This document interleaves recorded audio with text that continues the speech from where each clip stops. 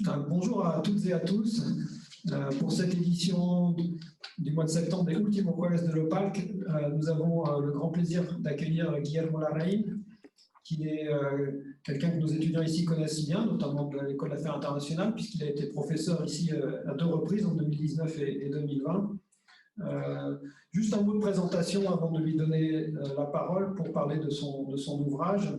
Guillermo Larraín fait partie de ces cas rares d'académiques qui ont aussi servi dans le secteur public, puisqu'il a été superintendente de pensiones, il a été président du Banco Estado, mais il a aussi été professeur. Il est professeur à l'école, à la faculté d'économie et d'affaires de l'Université du Chili, après avoir réalisé une thèse à l'école des hautes études en sciences sociales ici à Paris, et avoir été invité dans de nombreuses universités à l'étranger. Donc on est très content de l'accueillir pour parler d'un ouvrage qui s'appelle La stabilité du contrat social au Chili, La stabilidad del contrato social en Chile, publié au Fonds de culture économique au Chili. Et c'est un ouvrage particulièrement important parce qu'il donne des éléments pour apprécier les raisons pour lesquelles le Chili en est arrivé à la crise de 2019, il y a exactement 2 ans. Et c'est un ouvrage, il va nous l'expliquer, je suppose qu'il va commencer à réaliser, à écrire bien avant, c'est-à-dire à l'époque de Bachelet, à l'époque où il y avait déjà l'idée de rédiger une nouvelle constitution à travers un processus que j'imagine va nous expliquer. L'idée originale, elle est partie de cette expérience-là. Et puis évidemment, l'idée de fournir des éléments d'analyse, des concepts, de l'épaisseur, je dirais, est devenue d'autant plus urgente que le pays a connu ces mouvements sociaux, ces soulèvements de 2019, et puis le lancement d'un référendum pour une nouvelle constitution et maintenant un processus constituant. Donc c'est un livre qui est en plein dans l'actualité politique, mais j'imagine qu'il y aura des questions à ce sujet, mais j'imagine aussi, Guillermo, que tu vas aussi vouloir nous expliquer le titre, la stabilité du contrat social, revenir sur un certain nombre de notions et parler évidemment de la façon dont ce livre d'économie politique sur en gros la façon dont les institutions affectent l'économie. Tout ça s'applique au Chili d'aujourd'hui. Donc Guillermo, merci d'avoir fait l'effort de venir, d'être présent parmi nous, même virtuellement, pour la présentation de cet ouvrage. Donc je te donne la parole et ensuite nous aurons 2 discutants, Emiliano Grossman et Carlos Vinograd, et puis des questions du public certainement, ou des commentaires. Voilà, merci Guillermo, et je te donne la parole pour ta présentation. Bon, merci Olivier pour m'accueillir aujourd'hui ici. Merci à vous tous pour être présents. Et merci à Emiliano et Carlos qui ont dû certainement dépenser un certain moment. C'est un livre assez multidisciplinaire. Il y a bien sûr beaucoup d'économie. Moi, je suis économiste, mais il y a aussi de la science politique, il y a un peu de droit et un peu de sociologie. Donc, et c'est un livre qui, comme disait Olivier, il a été commencé, je l'ai conçu en 2015 à peu près. À l'époque, Bachelet avait annoncé un processus constituant, processus que a déclenché une vague, si vous voulez, d'incertitude parmi les investisseurs et les entrepreneurs au Chili. Moi, à l'époque, j'étais président de la Banque de l'État et donc j'avais une interaction assez riche, assez fréquente avec les milieux des investisseurs, des entrepreneurs. Donc, j'ai vu exactement comme cette incertitude sur les règles du jeu avait vraiment créé une sorte de panique, au moins une inquiétude assez profonde parmi les investisseurs. Donc, l'idée de Bachelet, c'était intéressant parce qu'elle voulait éviter une assemblée constituante. Et donc, pour cela, il a annoncé un processus constituant sans donner vraiment des indications sur les priorités du gouvernement, sur les valeurs qu'elle voudrait que cette constitution nouvelle ait. Mais en même temps, c'est là qui était une bonne idée du côté de la présidente, en même temps, c'était une mauvaise idée du côté de l'économie. Donc, j'ai décidé de commencer à travailler sur un livre sur la Constitution. Donc, on a déclenché un projet à l'université, à la faculté d'économie et affaires de l'Université du Chili, un projet sur la Constitution. Et, mais il s'est arrivé quelque chose de bizarre, c'est qu'une fois que le processus des consultations populaires qui avait déclenché Bachelet, une fois que ce processus a fini, il y a eu une sorte de dégonflement de l'intérêt pour le problème constitutionnel. Donc, je me suis retrouvé vers 2017 avec un livre qui était à mi-chemin, mais une incitation à le finir qui, tout d'un coup, est disparu. Donc, je me suis retrouvé avec beaucoup de temps. Donc, le livre a commencé à grandir, à s'enrichir, je crois. Mais en même temps, c'est faire plus complexe. Et à l'époque, j'avais déjà commencé à donner un cours à l'Université du Chili sur justement les contenus, sur ce qui devrait finalement être les contenus du livre.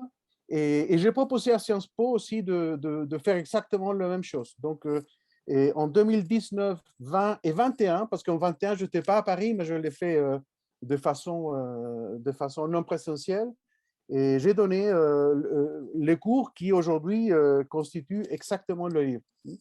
Donc, c'est un livre qui a une histoire assez longue, complexe entre la réalité, la théorie, Santiago et Paris, l'Université du Chili et Sciences Po. Donc, je remercie Sciences Po pour le soutien pendant cette période. Alors, le livre, c'est un livre qui, je voudrais, vous voulez, ici derrière moi, c'est un peu les sujets dont je voudrais parler aujourd'hui. Voilà donc la petite histoire. Et le livre commence avec un constat d'une paradoxe. Une paradoxe qui au Chili, c'est très clair, une paradoxe entre la coexistence entre progrès économique et crise. Et c'est bien sûr une paradoxe que n'a rien de nouveau. C'est une paradoxe qui de Tocqueville avait déjà annoncé quand il analysait l'ancien régime en France. Mais au Chili, c'est une sorte de surprise. C'est une surprise parce que si vous comparez le Chili d'aujourd'hui avec le Chili des années 90, au début des années 90, il y a des gains de bien-être qui sont absolument évidents, je dirais.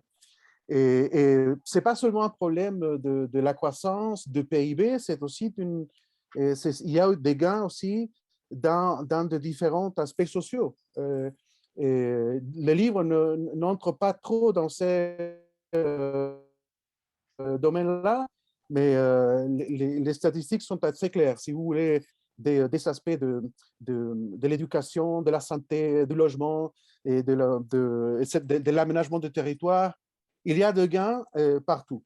Mais en même temps, il y a une très forte chute dans la participation politique dans les élections depuis 2005 en avant. Donc, il y a déjà 15 ans d'une chute permanente dans la participation politique, mais en même temps, une croissance très importante dans l'activité civique, et des participations dans des grèves, des participations dans des manifestations sociales de différents types. Et tout ça est arrivé justement au climax de octobre 2019, qui a été vraiment un moment de crise totale. Et qui, en effet, il a commencé en octobre 2019 et il s'est arrêté seulement parce que la pandémie est arrivée et tout le monde a dû se confiner. Mais sinon, je ne sais pas exactement jusqu'où cela aurait pu arriver. Hein. C'est une hypothèse que n'a pas de réponse. Mais ce qui est vrai, c'est qu'en février, en mars 2020, les mouvements sociaux étaient très importants. Il y avait de manifs tous les jours, des destructions des infrastructures privées, publiques tous les jours. Donc, c'est vraiment un moment d'une crise énorme. Alors, au Chili, il y a une explication qui a été donnée par un intellectuel assez important chez nous, qui s'appelle Carlos Peña, Et il est le leader d'une certaine vision dont il dit le Chili souffre un peu les conséquences d'une modernisation capitaliste accélérée. Et on ne peut pas nier que ça c'est vrai, parce que c'est vrai qu'il y a je ne sais pas si le mot en français existe, mais dislocation, on dit en espagnol, et, qui sont créées justement par la croissance accélérée, des différences entre générations, des parents qui ont une qualité de vie très pauvre comparée avec leurs enfants, les enfants qui voient un poids dans le sac à dos, justement parce qu'ils doivent s'occuper des parents, des grands-parents, etc. Donc, il y a certainement des tensions là-dessus. Mais c'est vrai aussi qu'il y a beaucoup de pays qui ont beaucoup cru dans le XXe siècle et qui ont eu des modernisations capitalistes importantes. Et je pense au Portugal, je pense à l'Espagne, je pense en Asie, en Corée ou même le Japon. Mais on n'a pas eu vraiment le niveau de crise qu'on a souffert au Chili. Donc, je pense que la réponse, il faut se retrouver dans le caractéristique particulière de la modernisation chilienne. Alors, qu'est-ce que c'est cette modernisation? C'est vrai que la dictature a changé un mouvement socialiste assez marqué, dont l'État avait un rôle très important. Il y avait des entreprises qui étaient nationalisées à l'époque du président Allende. Et c'est vrai que la dictature a changé tout ça. Mais c'est vrai aussi que l'histoire chilienne, c'est une histoire d'économie de marché très approfondie. Dans le 19e siècle, le Chili était un pays très libéral. Dans le 20e siècle, même s'il y avait, avant Allende, je veux dire, même s'il y avait certains endroits ou certains espaces de l'économie dont il y avait un rôle important de l'État, il y a toujours eu de banques privées, des entreprises, etc. Et donc, ce n'est pas le marché ce qui fait la différence. La propriété privée non plus, parce que, comme je viens de dire, la propriété privée au Chili a toujours été très importante. C'est seulement pendant le gouvernement d'Allende que c'était un gouvernement qui, d'ailleurs, c'était un gouvernement de minorité. C'était un gouvernement qui a gagné les élections avec 36% de voix. Donc, ce n'était pas non plus un gouvernement qui était majoritaire. Et donc, ce n'est pas la propriété privée vraiment le problème, l'ouverture économique non plus. Donc, ce qui est spécifique à la... Et d'ailleurs, toutes ces conditions, l'existence des marchés privés, des propriétés, d'ouverture économique, ce sont des choses qui sont des caractéristiques aussi qu'on trouve au Portugal, en Espagne, en Corée, au Japon. Donc, ce qui est spécifique au Chili, c'est certaines privatisations, et en particulier de ce qu'on appelle des droits sociaux. C'est ça qui est particulier, c'est ça qui fait une différence entre le Chili et tous ces cas que je viens de dire. Et c'est une différence qui a été aussi imitée, copiée dans d'autres pays latino-américains. Et c'est ça une chose on peut parler après.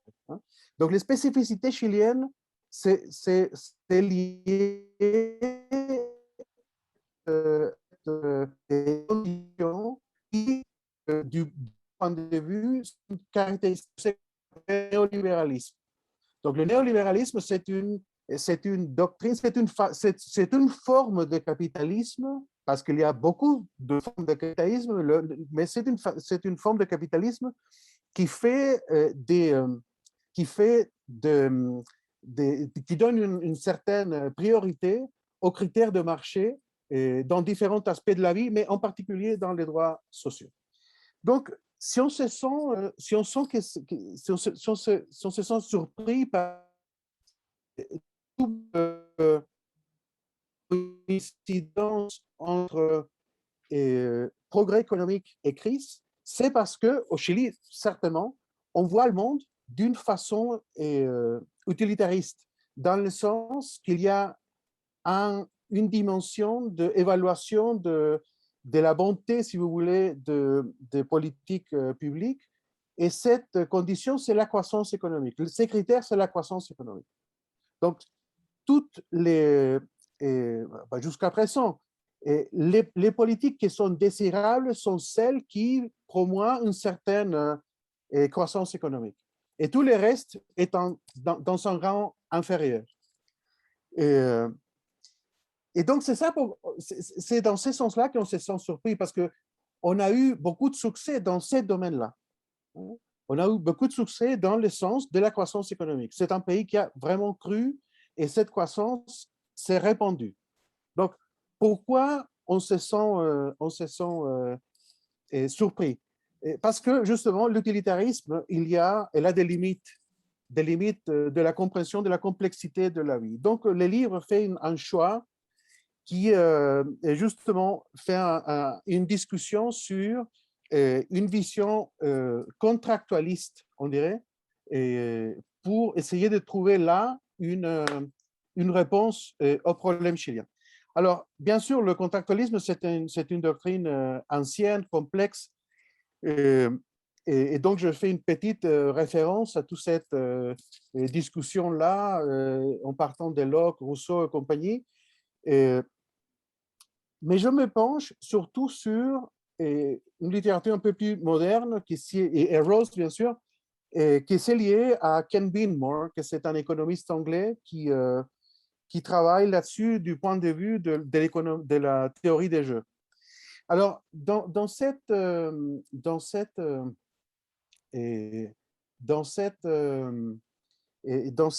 sens-là, les contrats sociaux, ou plutôt la stabilité du contrat social, c'est un équilibre d'anticipation. C'est un équilibre d'anticipation de quoi? Des droits et obligations réciproques. Ce qui constitue un contrat social stable, c'est parce qu'il y a un flou, si vous voulez, de droits et d'obligations réciproques qui donnent aux gens une bonne raison de respecter justement les règles des institutions qui nous gèrent.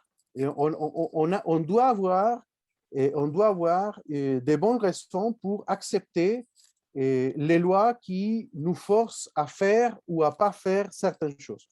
Et c'est ça, très en bref, l'idée de Beamore. Et c'est intéressant, je trouve, parce qu'il parle justement de cette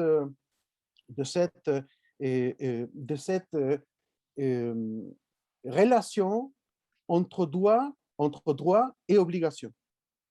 Et donc, le livre, ce qu'il se penche, c'est sur le droit, justement. Jusqu'à quel point la distribution des droits au Chili est telle que induit la population à accepter les obligations réciproques. Et donc, c'est ça que le livre se penche sur les droits sociaux. Alors, les droits sociaux, c'est une invention du XXe siècle, basiquement, dont il y a plusieurs explications, plusieurs théories de comment ils se sont penchés. Il y a cette idée que c'est à la fin, c'est une sorte d'expansion de toute la doctrine des droits de l'homme. Hein, c'est justement le droit social, au bout du compte, c'est une matérialisation dans certains domaines du fait que tous les hommes sont égaux à un certain moment. Et il y a une autre théorie qui dit qu'il y a un certain développement dans le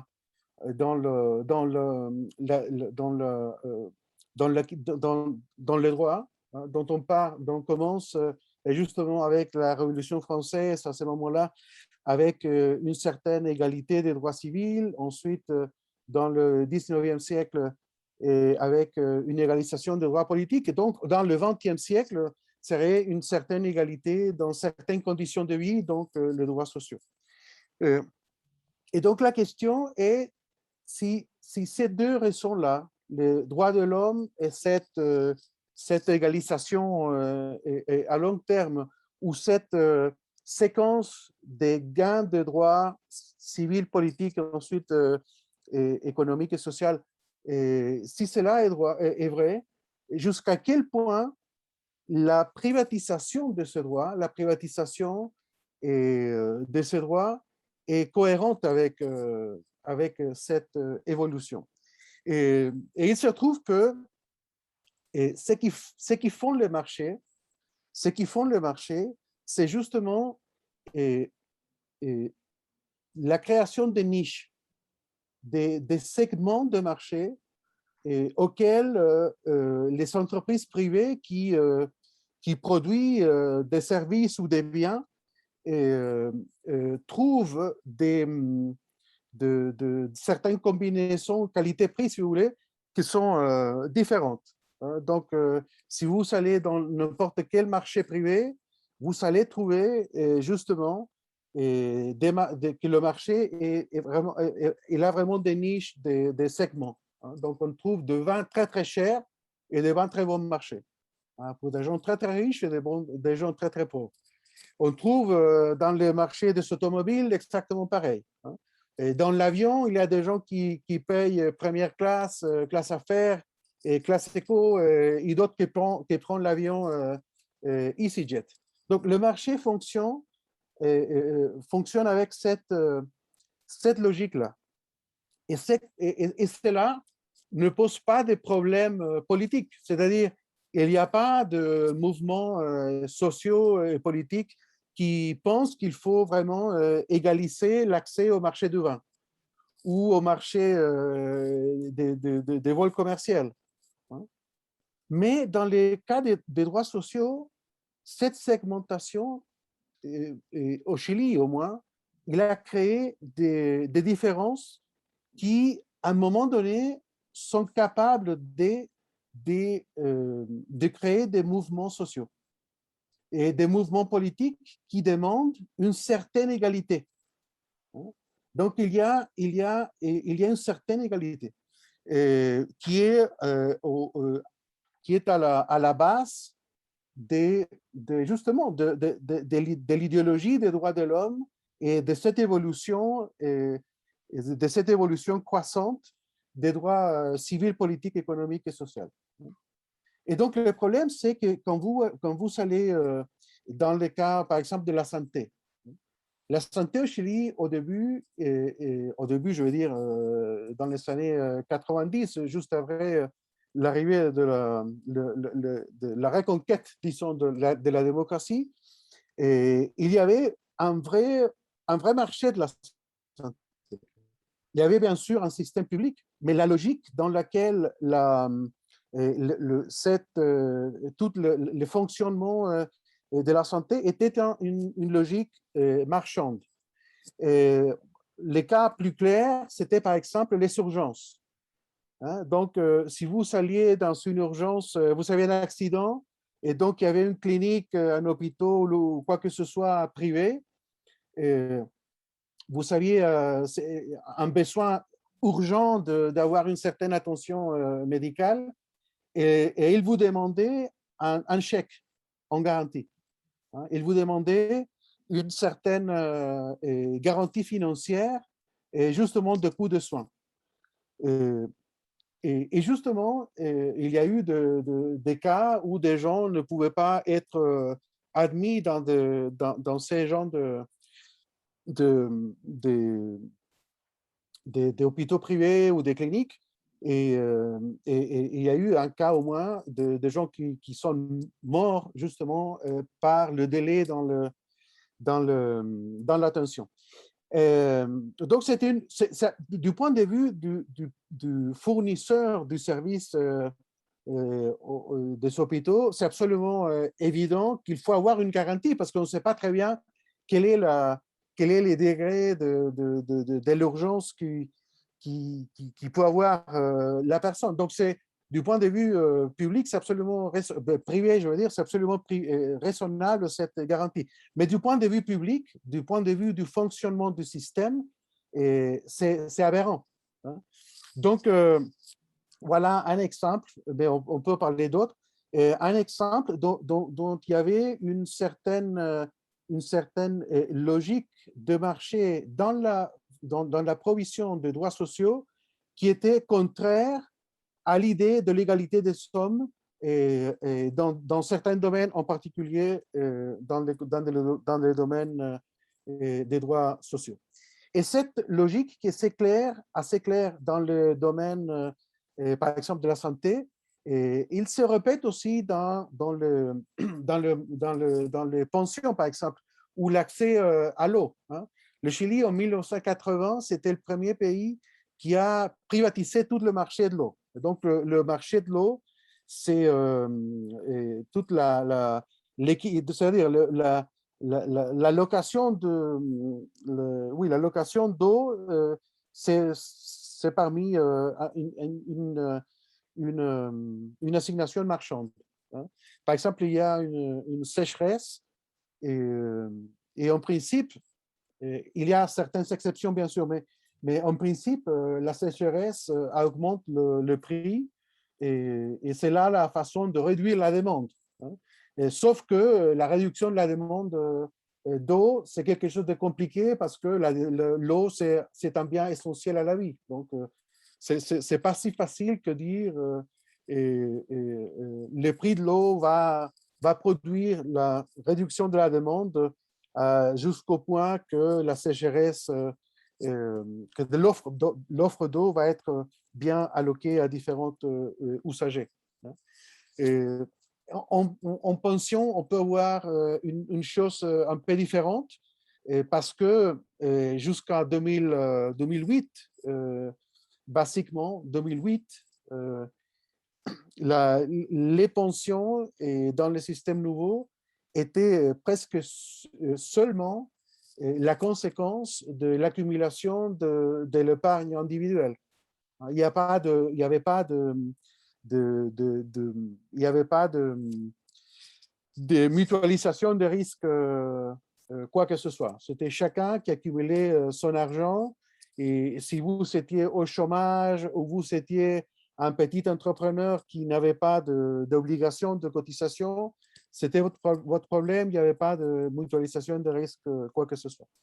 Alors, et bien sûr que l'économie, ou plutôt, et bien sûr que tous ces problèmes dont je viens de parler, ce sont des problèmes dont la démocratie a peu à peu trouvé des solutions. Et donc, par exemple, ces problèmes de la santé, il y a eu de corrections. Et le cas plus particulier de ces personnes qui est morte en 2003 a été basiquement corrigé dans les 3 ou 4 années suivantes. La réforme des pensions de 2008 a donné lieu à un pilier solidaire qui a donné une certaine matelas, pour ainsi dire, une certaine matelas minimale de protection sociale dans la vieillesse, etc. Donc, il y a eu vraiment des améliorations, mais les problèmes, et c'est ça le livre, et toute la troisième partie du livre est liée au problème de la gouvernance. Hein. Et c'est là où la Constitution fait un rôle. Les problèmes avec les droits sociaux et les problèmes avec cette idée d'anticipation entre droits et obligations réciproques, c'est que c'est dynamique.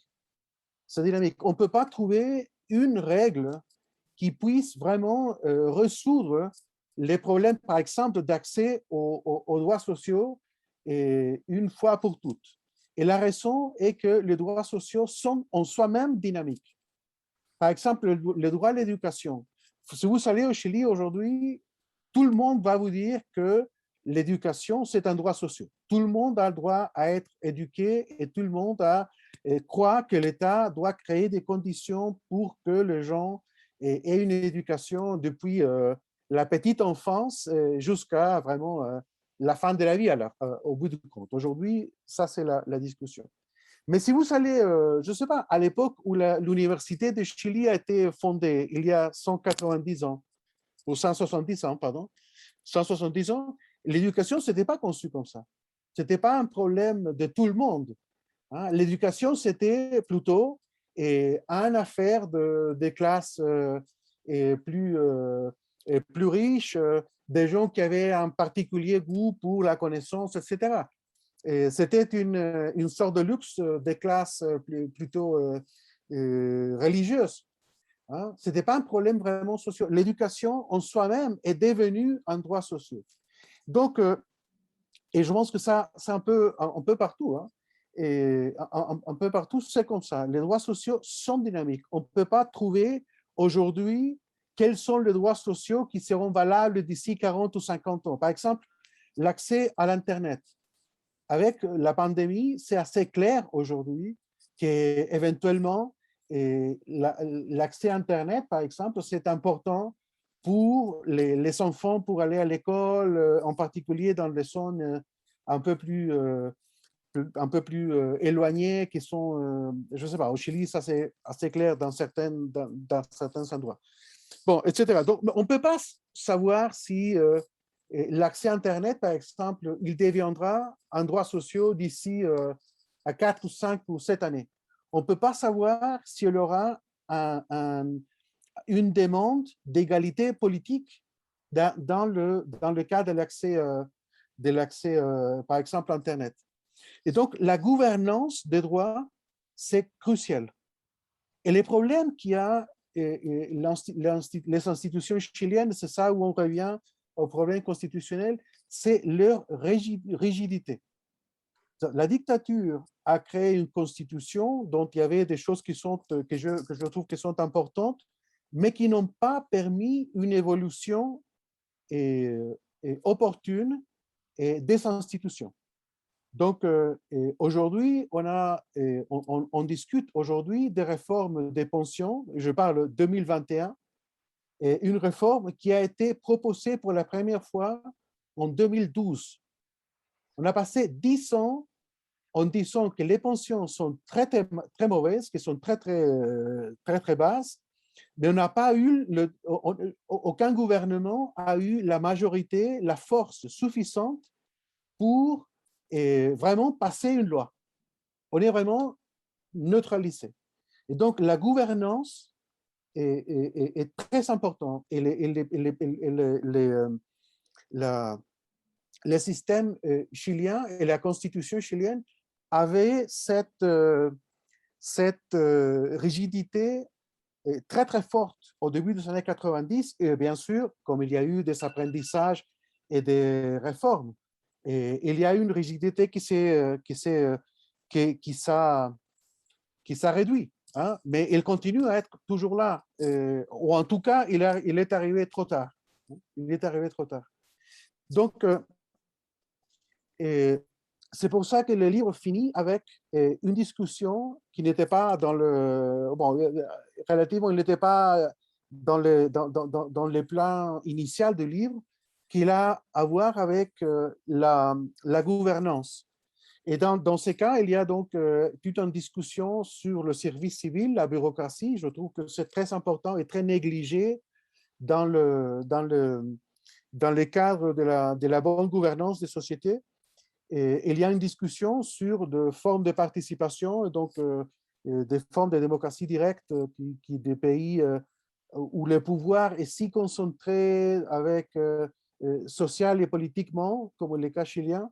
Et donc, il faut probablement aller dans cette direction-là. Et aussi une discussion sur le régime politique, que c'est quelque chose que très probablement la constituante va changer dans les 9 mois qui viennent, parce que on va commencer maintenant la discussion de contenu de la Constitution. Donc, j'ai fini avec une petite réflexion sur la Convention. Donc, la Convention, aujourd'hui, est la conséquence de cette crise. Donc, l'explosion sociale de octobre 2019 a donné lieu à un accord du Congrès en novembre 2019 et qui a donné lieu donc à un processus constituant. Ce processus a commencé par un plébiscite l'an dernier qui a été approuvé par 80% des gens. Donc, ce plébiscite a donné lieu donc à cette convention constituante. Et c'est une convention et pas une assemblée constituante. Au moins, la subtilité du langage, c'est important dans ces cas, parce que c'est une convention qui est à certaines marges de choses. On ne peut pas faire n'importe quoi avec, dans cette convention. Ce n'est pas la convention qu'on a eue, ou l'assemblée qu'on avait vue dans des pays tels que le Venezuela ou l'Équateur ou la Bolivie, où vraiment était absolument souveraine. Ici, il y a des marges, et ces marges ont été établies par les réformes de novembre 2019. On est maintenant donc, moi j'étais candidat à la constituante, d'ailleurs j'étais candidat, je n'ai pas été élu, sinon je ne serais pas ici. J'étais candidat, j'ai perdu, mais je suis très proche du processus constituant, donc si vous voulez faire des questions là-dessus, on peut essayer de donner des réponses à ces questions-là. On a utilisé 3 mois de tout le processus pour établir tous les règlements en termes de la Convention. Se sont finis hier d'ailleurs, ont été hier votés finalement. Et donc, on va commencer maintenant la discussion des contenus de la Constitution. Et je crois que les sujets dont les livres parlent, ce sont tous des sujets qui seront dans le premier rang d'intérêt de la Convention. Voilà, merci beaucoup à tous. Merci. Merci Guillermo. Je propose de donner la parole directement soit à Emiliano, soit à Carlos qui veut commencer. Moi, je peux, mais ça m'était quand même. Allez, Emiliano. OK. Bon, très bien. D'abord, merci beaucoup à Guillermo et à Olivier de m'avoir invité et de m'avoir fait plancher sur l'histoire économique et politique du Chili à un degré bien au-delà de ce que je savais, hein, pour tout vous dire. Donc, même si je suis originaire de l'Argentine voisine, je n'ai pas grandi dans la région et donc une culture relativement limitée de ce qui s'est passé au cours de ces périodes. Donc, j'ai appris énormément de choses. Il y a énormément de choses que j'ai trouvées extrêmement intéressantes, comme tout le débat sur la Constitution de 1925 et les différents changements qu'elle a subis à travers les temps. Donc, avant de poser quelques questions, donc j'essaierai de respecter les 10 minutes qui me sont allouées. Quelques mots généraux sur le livre. Donc, c'est un livre très, très ambitieux, dans la mesure où il essaye de faire, bon, les parties sont assez claires et Guillermo les a restituées dans sa présentation, mais il essaye d'abord d'établir un peu quels sont les principes sous-tendant une bonne constitution, un bon contrat social. Je reviendrai d'ailleurs sur la question du rapport entre contrat social et constitution dans un instant. Il y a un deuxième objectif plus sociologique, je dirais, sur le fait d'essayer d'expliquer les origines de la crise sociale chilienne, en remontant aussi au fondement juridique de cette crise, c'est-à-dire comment une constitution qui a été élaborée sous le régime de Pinochet et qui donnait beaucoup de direction, y compris politique, beaucoup plus que ce qu'une constitution normale est censée faire, pourrait être à l'origine d'un certain nombre de l'estagido social, disons de la révolte sociale que le pays connaît maintenant depuis plusieurs années. Il a connu surtout en 2019. Et enfin, il y a une volonté aussi de développer un certain nombre de propositions normatives. Donc ça, je trouve que ces 3 objectifs sont assez bien tenus. Ça rend le livre assez dense parce que le livre puise, Guillermo l'a dit en introduction, dans la science économique, bien sûr, mais il y a beaucoup de références en matière de philosophie politique, dans les études d'État-providence, dans la sociologie, dans la science politique. Donc, c'est vrai qu'il y a énormément de choses et il couvre aussi pas mal de sujets différents. Donc, ce n'est pas simplement les questions du contrat social. Et ces questions-là sont aussi discutées, on l'a vu un peu dans la présentation, mais il y a pas mal de chapitres consacrés à ces questions-là dans le livre, aux droits sociaux, aux droits de propriété. Moi, j'ai beaucoup apprécié toute la discussion sur le système éducatif que tu as brièvement abordé dans la discussion. Donc, et de manière générale, il y a souvent cette tension entre un régime qui est fondamentalement, ou de manière historique, il est très réminiscent d'une logique où l'agencement social et la distribution sont laissés au marché. Donc, d'ailleurs, tu cites assez longuement les Lumières écossaises dans certains chapitres, et notamment Adam Smith. Moi, j'ai toujours beaucoup aimé les Lumières écossaises justement pour cette idée-là, c'est que c'est un peu le retour, c'est l'anticontractualisme quelque part, c'est la défiance vis-à-vis du contractualisme qui fait que finalement, voilà, on a essayé, ça n'a pas marché, trouvant un mécanisme qui permettrait peut-être d'autoréguler la vie en société sans espérer que l'intervention publique, l'intervention de l'État puisse régler tous les problèmes. Et je pense que tout le livre a cette tension-là, donc entre laisser beaucoup de liberté d'une part et d'autre part intervenir là où il faut, là où l'autorégulation n'est pas susceptible en tout cas de résoudre les problèmes que le pays rencontre à l'heure actuelle.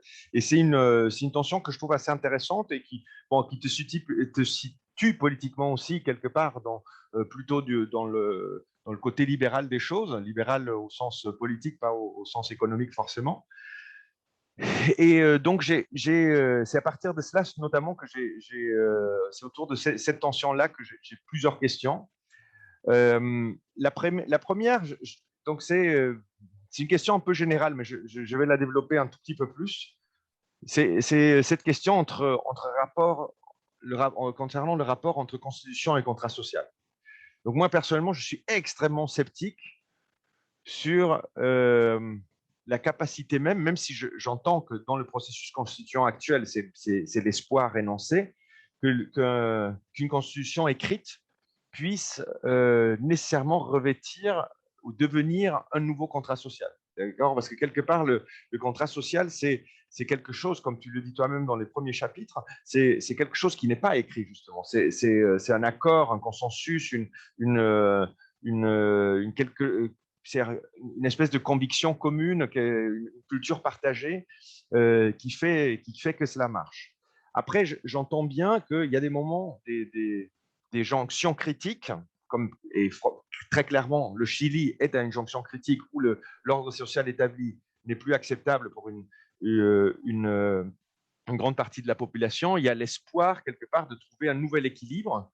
C'est un peu, pour moi, l'étude de Binmore qui fait un peu appel aux self-reinforcing institutions, donc l'idée qu'on trouve un équilibre où tout le monde trouve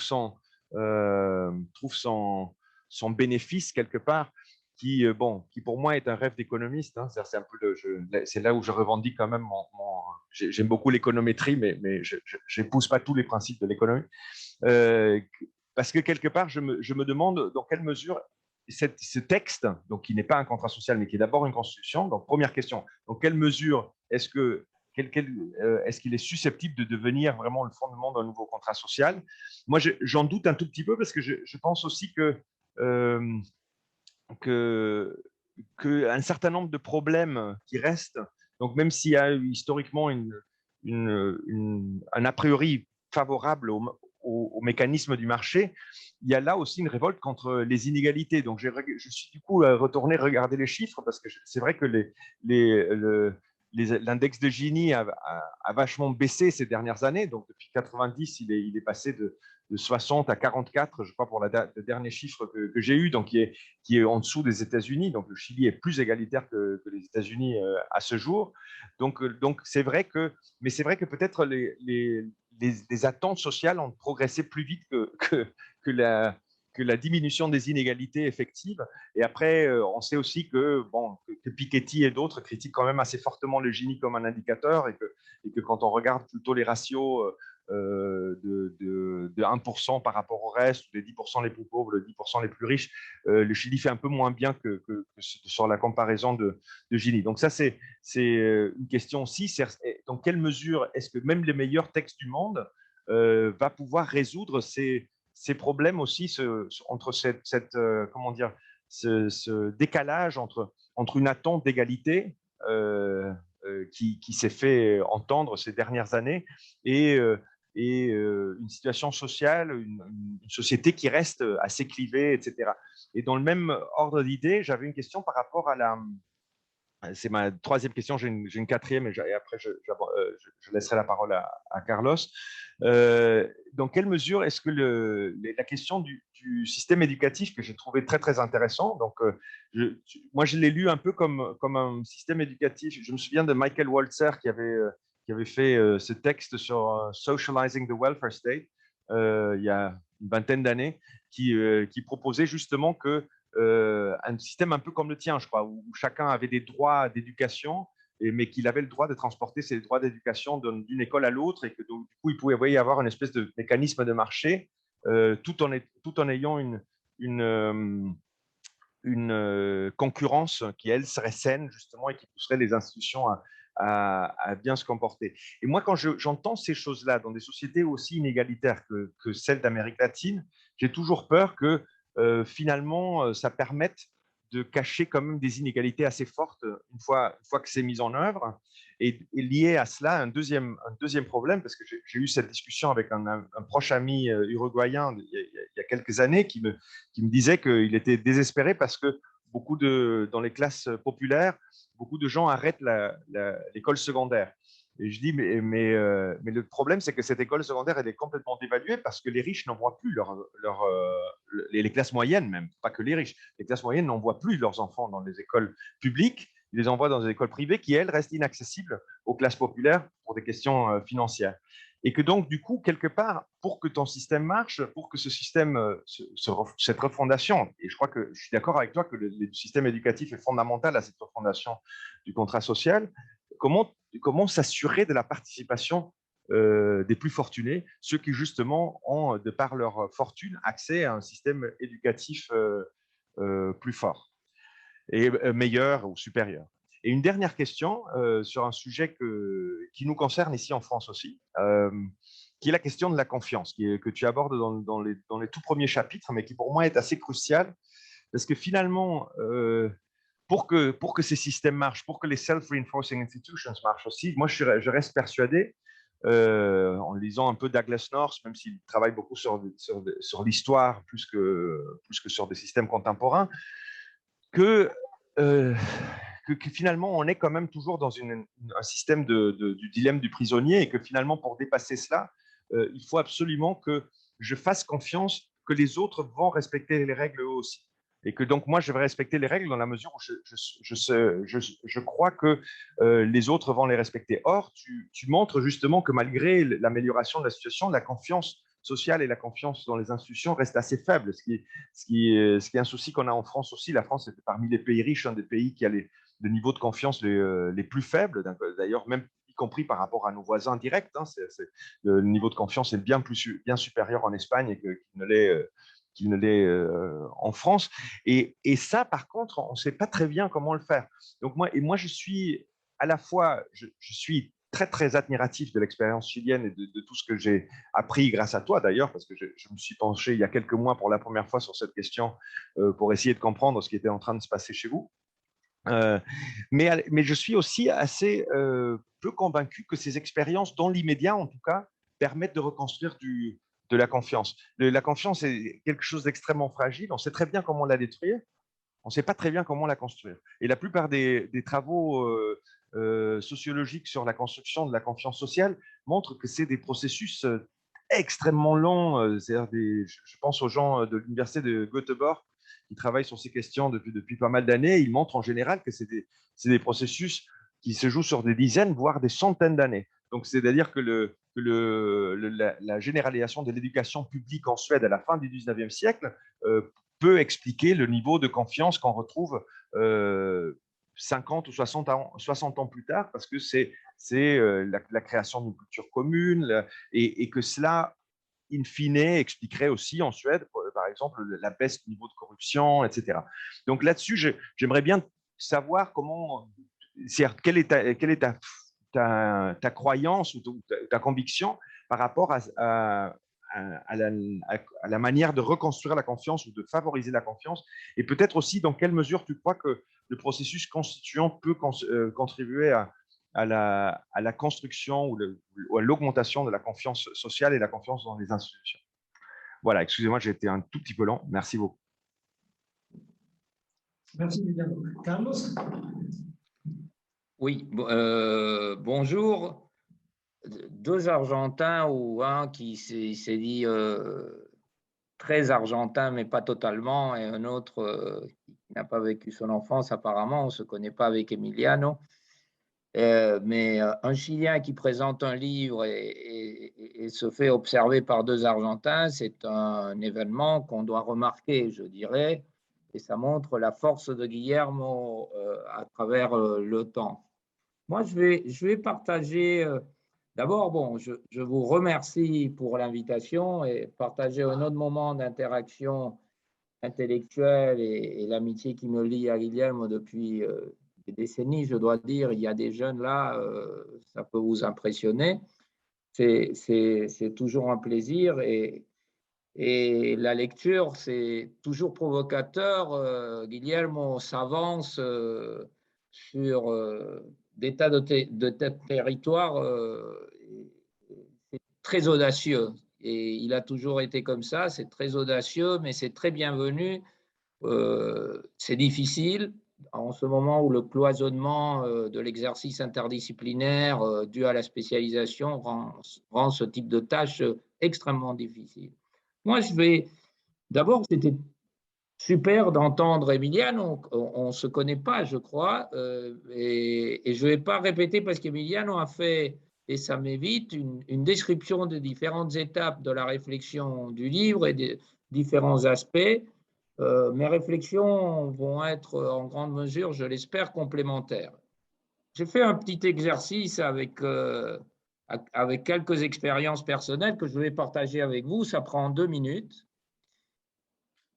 Et je vais commencer par ici, en faisant pour une présentation il y a 1 an et demi sur le Covid et les économies émergentes. On a fait une étude avec beaucoup de données statistiques et vous voyez le Chili, ce graphique nous montre un indicateur de risque sanitaire. Ça a été fait au début de la pandémie. Alors, le premier article a été à début avril, ce n'était pas encore arrivé en Amérique latine, et ça c'est présenté en juin. Et sur l'axe horizontal, vous avez le nombre de médecins par 100 000 habitants. Sur l'axe vertical, vous avez les lits d'hôpitaux par 100 000 habitants. Et vous avez un indicateur de risque sanitaire qu'on a construit, simple, après assez utilisé par ailleurs. Et vous avez des pays de tout type. Regardez quelque chose. Où est l'argent? Regardez ce qu'on appelle risque système sanitaire fort, c'est-à-dire risque sanitaire faible face à une épidémie, beaucoup de médecins par habitant, beaucoup de lits par 100 000 habitants. L'Argentine et l'Uruguay, ça ne nous étonne pas, c'est les vieux pays de l'héritage d'âge d'or, qui se trouvent entourés de l'Allemagne, de la France, de l'Australie, de la Nouvelle-Zélande, un petit peu mieux, un peu moins. Après, on a ce que on appelle le monde émergent au milieu, ce qui est typiquement les systèmes sociaux des middle income countries, où on voit les États-Unis. Ça ne nous étonne pas, cette discussion n'est pas sur les États-Unis, mais vous savez le rôle de la discussion sur la santé et la couverture sociale aux États-Unis.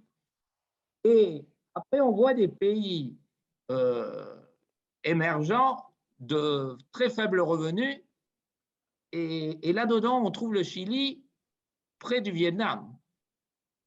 C'est très intéressant, je laisse ça comme réflexion, la distance sur certains domaines du Chili par rapport à d'autres pays de l'Amérique latine, et si on le voit dans une échelle internationale, regardez que le Brésil est à sa place. L'Argentine et l'Uruguay sont peut-être à leur place, à la place de leur histoire et pas à leur place actuelle. Et le Chili est étonnant. Ceci est à l'Université américaine du Caire, une conférence que j'avais faite sur les défis de l'Amérique latine en septembre 2018. Ce que je dis, qui est prémonitoire, ne m'est pas particulier. Guillermo le dit dans un autre livre 5 ans plus tôt. Mais ce qui a été une expérience impressionnante pour moi, dans cet environnement, il y avait beaucoup d'ambassadeurs d'Amérique latine, parmi lesquels l'ambassadeur du Chili.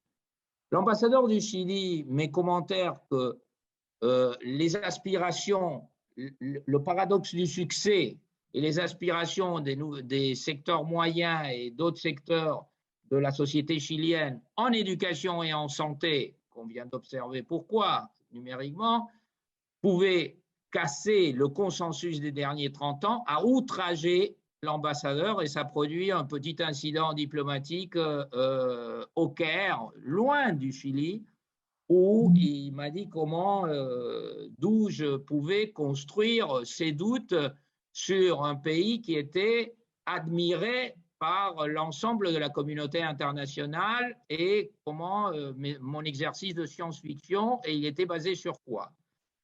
Ça, c'est à travers tout le livre de Guillermo, cet esprit d'assurance des élites et qui est lié aux questions de la confiance et de la culture partagée qu'Emiliano va mentionner. Je ne vais pas m'étendre. Le dernier élément que je veux montrer, c'est une conférence en honneur de Edmar Bacha, un admirable économiste brésilien qui a été à certains moments de ma vie mon maître et a dirigé une partie de mes travaux. Pour ses 75 ans, on a fait une conférence et c'était à nouveau l'Amérique latine. C'était ça en 2017, février 2017. Le même concept, et la question va vers le futur. Est-ce que le phénomène de résolution aspirationnelle d'autres sociétés qui est passé par des phases de populisme attend à la sortie de l'évolution des nouvelles années au Chili? On n'a pas une relation, et Emiliano quelque part l'a dit, je ne vois pas une relation très étroite entre performance économique et texte constitutionnel, et même, Emiliano n'a pas fait référence à ça, mais c'est dans le livre, et même système de gouvernement, que ce soit présidentiel ou parlementaire. On a beaucoup d'expériences comparées et les résultats ne sont pas évidents. De la même façon, entre les exemples de succès économique et crise politique et sociale, ça n'a pas été cité, mais je crois que c'est extrêmement intéressant de voir pendant les 30 Glorieuses les événements de 68 en France. Je crois que c'est extrêmement intéressant cette comparaison, plus que d'autres beaucoup plus recherchées. C'est une période de croissance économique, d'extension des droits sociaux, d'amélioration de qualité de vie, d'amélioration de l'éducation, d'accès à l'éducation, et le système politique voit une population révoltée. Une grande différence que je vois, c'est que finalement, il y a des représentants de cette révolte et le système politique arrive à s'exprimer avec l'association des syndicats et des étudiants dans la période des événements de 68. Je crois que ça serait très intéressant, et Emiliano et Guillermo et les autres peuvent discuter sur cet élément. Même aux États-Unis, c'est une période de grande croissance, d'émancipation, des droits civiques, et les événements, surtout à l'ouest des États-Unis, en Californie, de révolte sociale sont très importants. Alors, c'est la Constitution, avec une parodie de Clinton, je dirais, it's the economy, it's the Constitution, it's the society. La question, c'est comment, en 68, on n'a pas changé la Constitution. D'ailleurs, on est passé de la frustration de la 4e République avec un système parlementaire dans les années 50 à l'installation de la 5e, l'accès au pouvoir de Gaulle avec beaucoup de doutes dans une partie de la population si ça serait un régime démocratique ou pas. Après, l'histoire a révélé que oui. Et ensuite, c'est avec cette même constitution que De Gaulle a démissionné et que le système a fait des ajustements. Il s'est inventé la cohabitation. Certains, je vous remarque, lors de la défaite du Parti socialiste et le besoin de cohabitation, disaient que la constitution de la 5e n'était pas préparée pour ça et demandait un changement constitutionnel. Bon, la politique, je dirais, à la différence de Clinton, it's politics, stupid. Et là revient ma question, quelle va être la sortie de cette crise avec document écrit ou sans document écrit? Une autre chose que je crois qu'on doit discuter, c'est faisons attention aux constitutions excessivement, vous avez mentionné une excessive écriture dans la constitution précédente. Si on voit l'exemple, je ne suis pas constitutionnaliste, je ne suis pas juriste, mais si on voit l'exemple de la réforme constitutionnelle au Brésil, on a ouvert une boîte de Pandore qui génère des coûts de transaction énormes à l'exercice de la politique publique dans une constitution où on a voulu même fixer les taux d'intérêt qui paraissaient justes. Qu'est-ce qui est juste, qu'est-ce qui n'est pas juste? On voit beaucoup de pays, et je demande à ceux qui sont plus proches, est-ce que la meilleure mesure dans un monde en changement rapide, est-ce que la meilleure structure, c'est une constitution légère avec un système d'application des lois flexible plus qu'une constitution qui prédétermine et augmente énormément les coûts de transaction parce que chaque changement est très compliqué, très coûteux, politiquement stressant. Il est vrai aussi, en contre-exemple, que la constitution allemande de 1949 a eu presque 70 amendements et si vous demandez aux Allemands, ils ne savent même pas qu'il y a eu 70 amendements. Donc, est-ce que le Chili est un pays de quel type? Et là, c'est la culture politique, l'histoire. Ensuite, je voulais mentionner quelque chose la notion de néolibéralisme, qui a une charge symbolique, et Guillermo l'utilise, mais qui a une charge symbolique en Amérique latine qui n'est pas la même partout. Elle apparaît un peu en Europe, elle n'apparaît pas dans les controverses et les discussions aux États-Unis, sauf dans certains cercles extrêmement petits. Et je dois dire que j'ai toujours été perplexe parce que, comme le mot populisme, que j'ai utilisé d'ailleurs, le mot néolibéralisme est tout et n'importe quoi. Je n'ai pas trouvé beaucoup de gens qui arrivent à le définir. Et j'ai fait un petit exercice il y a quelque temps, et c'est les libéraux, en fait, qui ont les premiers utilisé le mot de néolibéralisme. Et il y a quelques écrits dans la traduction anglaise de Liberalismus de von Mises. Il y a une réflexion sur le néolibéralisme. Il y a une conférence en 1938 réalisée par un intellectuel, Walter Lippmann, face à la montée des nationalismes, où il présente le néolibéralisme de façon absolument opposée à celle qui est devenue le café du commerce, qui est la reconsidération du libéralisme pour étendre la notion des mécanismes d'autorégulation économique à d'autres sphères de la société. Ce que Guillermo veut discuter avec nous.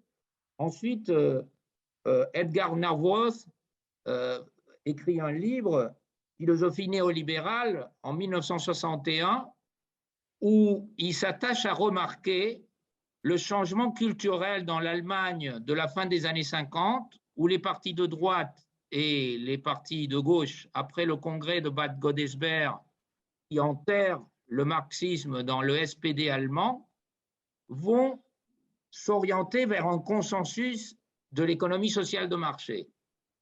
Et le livre discute la contribution de la philosophie et l'application allemande à la philosophie économique. Et il s'appelle néolibéralisme. Quant à la sphère privée publique, je crois qu'on touche là un sujet qui est central à la robustesse des institutions. Le rôle du public et du privé doit être discuté, à mon avis, dans l'environnement de la robustesse des institutions. Ce n'est pas la même chose la France que l'Italie que l'Espagne, ce n'est pas la même chose le Chili que l'Argentine. Et je me pose une question. Est-ce que la question centrale, c'est la gestion ou la régulation? Si un gouvernement n'est pas capable de bien réguler un opérateur privé, que ce soit de l'eau, du gaz ou de certains aspects, comme il y a en France, il y a des sphères de la santé qui sont privées, en particulier l'hôtellerie. Il faut bien définir qu'est-ce qui est privé, public et comment où fonctionnent mieux les incitations. Ce n'est pas across the board. Mais si un État ou l'appareil étatique n'est pas capable de réguler l'opérateur privé, quel élément m'indique qu'il sera capable de se substituer à l'opérateur privé pour développer une activité qui est infiniment plus complexe, qui est le management? Alors, le Chili, paradoxalement, à mon avis, a un État très robuste et assez efficace.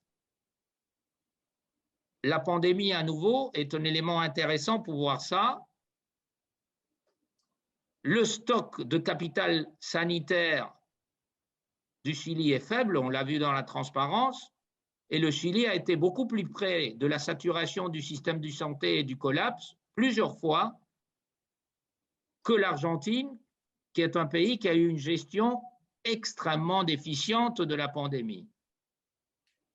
Ensuite, le Chili a testé et tracé beaucoup plus efficacement que la plus grande partie des pays latino-américains et que d'autres pays d'autres régions, c'est-à-dire efficacité de gestion, héritage faible, capital sanitaire faible, mais forte capacité de gestion. Et ensuite, il a été un des meilleurs vaccinateurs du monde. Donc, je crois qu'il faut être un peu plus précis dans la déstructuration de certains de ces problèmes. Et je crois qu'on peut s'arrêter là. Un dernier thème qui est celui de l'inégalité. Est-il si clair que l'inégalité est la variable explicative des révoltes du troisième trimestre 2019? C'est vrai qu'il y a un paradoxe là. Peut-être il nous faut considérer d'autres indicateurs, pas l'inégalité telle qu'on l'a traitée, mais peut-être quelque chose que j'appelle un indicateur d'exclusion, qui serait un indicateur beaucoup plus complexe que celui de Top 1%, de Gini, etc. Et que je ne vais pas approfondir ici, mais qu'on peut discuter. D'ailleurs, certains éléments de l'inégalité chilienne ont un rapport intime avec le succès économique. pendant que les revenus de toutes les tranches de la population augmentaient, l'inégalité se maintenait très élevée. Il est probable que la demande de skilled workers, une forte demande de travail très qualifié, générait une augmentation des revenus de ces secteurs, et la réduction de l'inégalité est le résultat d'une correction endogène à travers le système éducatif, mais ça prend effectivement, ça prend 10, 20 ans. Est-ce que la révolte, c'est contre ça? Merci. Oui, bon, merci beaucoup parce que vraiment les commentaires d'Emiliano et Carlos sont très, très importants, très justes, je crois. Et donc, je vais essayer de faire une réponse brève. Alors, c'est vrai que la relation entre constitution et contrat social, c'est une relation éventuellement dialectique. Et il y a un dialogue entre, si on utilise le langage de Douglas North, entre les institutions formelles et informelles. Et donc, la Constitution, elle peut vraiment aider, éventuellement, si elle est dans un bon lien avec les institutions informelles qui sont dans la société, qui est d'une certaine façon, et au moins je les considère relativement autonomes. Donc, il y a une certaine... ce qui est important, c'est que les institutions formelles, dont la Constitution est la première, doit être un bon reflet des institutions informelles qui caractérisent les rapports entre les individus et les groupes sociaux. Et donc, c'est un lien, comme disait Emiliano, c'est un lien pas direct, c'est un lien indirect, mais là, elle peut avoir une certaine effet sur les contrats sociaux. S'il arrive à avoir une dynamique positive avec les institutions informelles. Et ça, c'est très important parce que les institutions informelles, il évolue par rapport à des différentes choses, la technologie et les échanges avec le reste du monde, etc. Et donc, on doit avoir un régime institutionnel dynamique pour pouvoir justement faire une sorte d'accommodation de ces institutions informelles qui évoluent. Ils ne sont pas fixes, ils évoluent et voilà. C'est ça que je pense, c'est très important. Alors, Carlos a mentionné qu'il n'y avait pas de relation directe entre, par exemple, la Constitution ou les régimes politiques et la performance économique. Et ça c'est vrai. Et justement, c'est pour cela, je crois, parce que dans chaque pays, cette relation entre institutions formelles et informelles, c'est unique. Elle a des raisons culturelles, historiques, bien sûr politiques. Donc, ce qui est important, c'est comment l'institution formelle, ce qui définit l'institution formelle, c'est l'intentionnalité des acteurs. On veut faire quelque chose. On veut, par exemple, dans le cas chilien maintenant, on veut avoir un système politique où le pouvoir soit plus partagé. Ça, c'est un objectif. Il y a une intentionnalité derrière. Donc, la question, c'est si on va vraiment arriver à faire cette solution. Donc, on n'a pas un lien étroit entre performance économique et régime politique ou la Constitution, parce que ce n'est pas sûr que la solution qui propose la Constitution soit efficace aux vrais problèmes de la société. Et pour moi, ça c'est assez clair. Alors, pourquoi dans le cas chilien, on s'est penché de façon si forte sur la Constitution? C'est parce que la Constitution de Pinochet ce n'était pas une constitution soi-disant neutre, qui éventuellement, comme les cas de la Constitution française de 1958, a d'une certaine façon donné plus de pouvoir au président de la République vis-à-vis le Parlement. Ce n'était pas un problème de distribution de pouvoir seulement. C'était ce qu'il a fait, parce qu'il a renforcé le pouvoir du président, ça c'est vrai. Mais au-delà de la distribution de pouvoir, la constitution de Pinochet, il voulait imposer une certaine façon de développement. C'était un programme. C'était un programme de développement qui était beaucoup trop constitutionnalisé. Normalement, le programme de développement devrait être dans la loi. Ce sont les lois qui devraient donner un certain rôle à l'État ou au marché ou au troisième secteur, plus ou moins forte. Mais dans le cas chilien, c'était la Constitution. Donc, et on discute depuis cela depuis 1987, 88, avec les accords justement qui rend possible la récupération de la démocratie. Depuis ces temps-là, qu'on en discute qu'il y a des problèmes dans la Constitution qui empêchent justement cette dynamique constitutionnelle qui est tellement importante. C'est pour cela que dans l'accord de novembre 2019, personne n'a demandé s'il y avait d'autres choses à faire. Tout le monde a dit tout de suite, il faut changer la Constitution. Hein? Parce que la Constitution avait cette projet qui d'autres constitutions n'ont pas. Ils sont plus neutres du point de vue du projet. Et je fais un exercice qui est assez spéculatif, mais que c'est intéressant, je crois.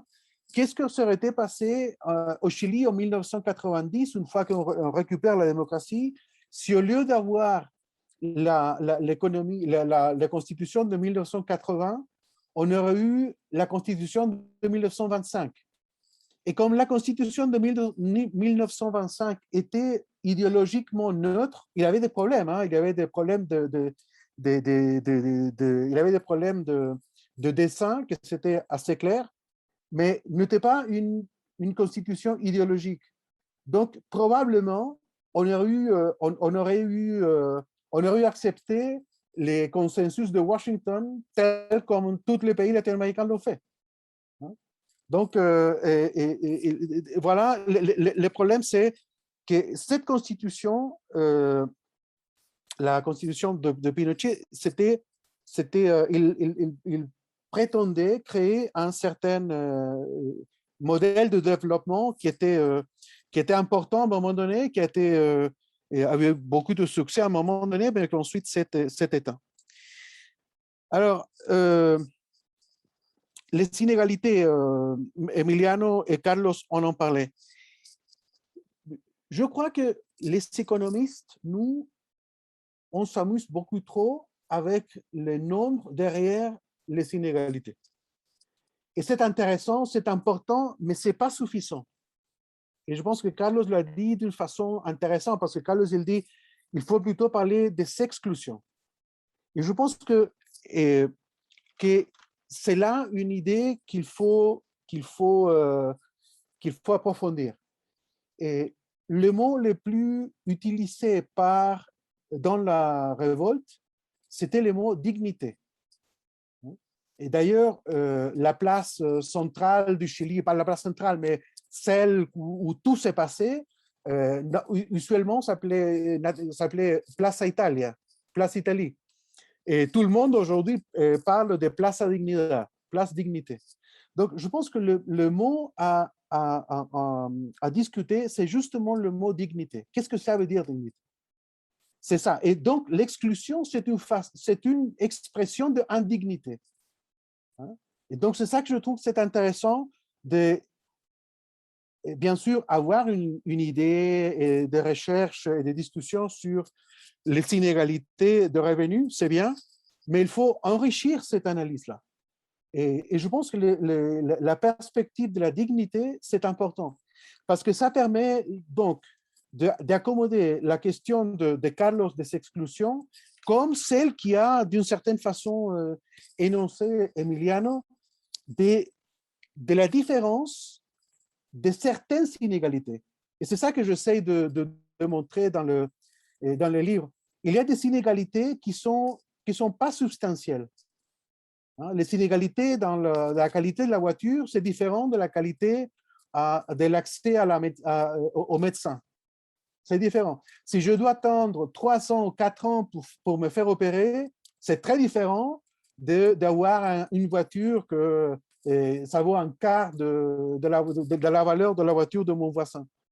Donc, je pense que c'est des catégories d'inégalités qui ne sont pas politiquement équivalentes, sont différentes. Et donc, je pense qu'il faut je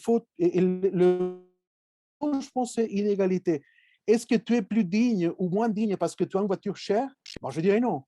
Mais est-ce que tu es plus digne ou moins digne parce que tu te fais opérer à un moment donné, parce que tu te fais subir un traitement opportun? Ben, je pense que là, il y a une vraie différence. Alors, concernant la confiance, qui a parlé Emiliano, ça c'est très important, je trouve. Et dans ce contexte ou dans cette idée de la stabilité du contrat social en termes de droits et d'obligations, et le livre est très penché sur le droit. Donc, je parle de droit tout le temps, les droits. Je ne parle pas trop des obligations.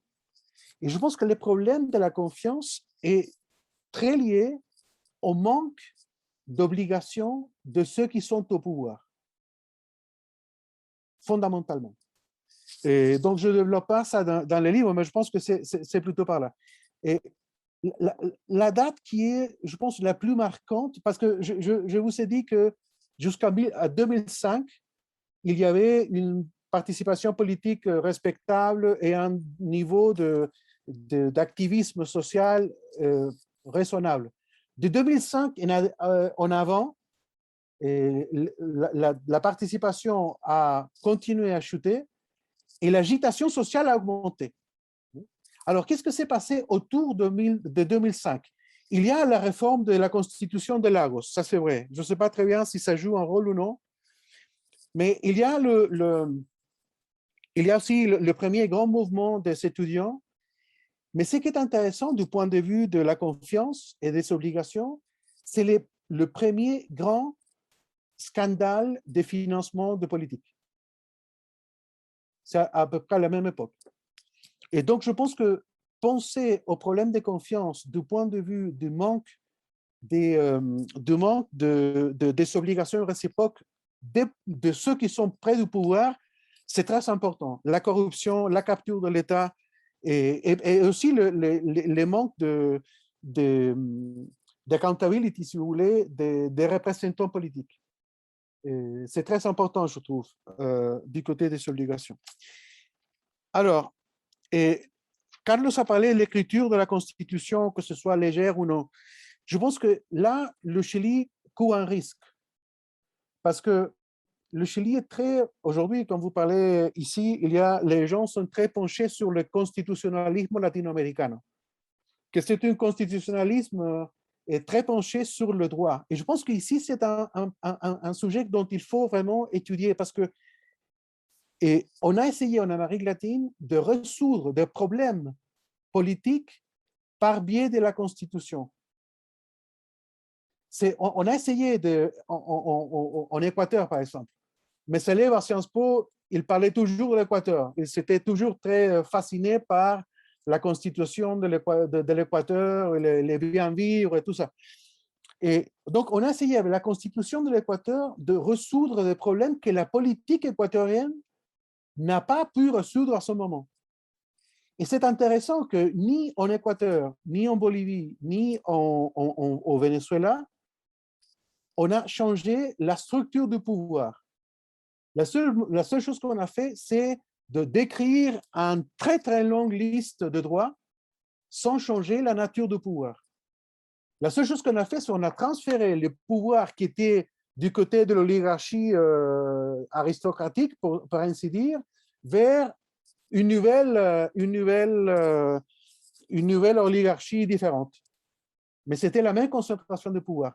Et c'est pour ça que je pense que la première, ce qui est le plus important dans les cas chiliens, et on a parlé avec Emiliano l'an dernier à l'université, c'est justement le changement de la structure du pouvoir.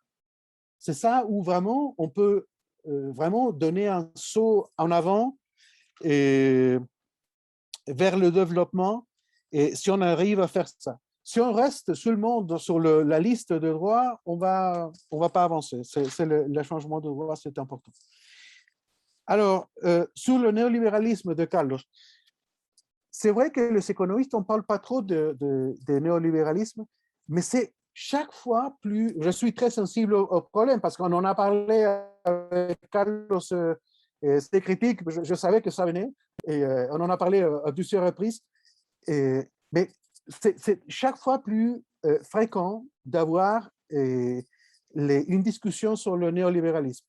Si vous voyez la quantité de livres, d'ouvrages qui ont été faits les 2 ou 3 ans derniers sur le problème du contrat social et qui lisent ça à un moment donné sur le néolibéralisme, c'est étonnant. Et dans le 200 ou 300 derniers, il y a au moins 15 livres importants, 15 ouvrages importants qui parlent du contrat social, et presque tous des économistes. Et la quantité de gens qui parlent de néolibéralisme, c'est à peu près la moitié. Donc, je trouve que c'est un sujet qui va à gagner en précision.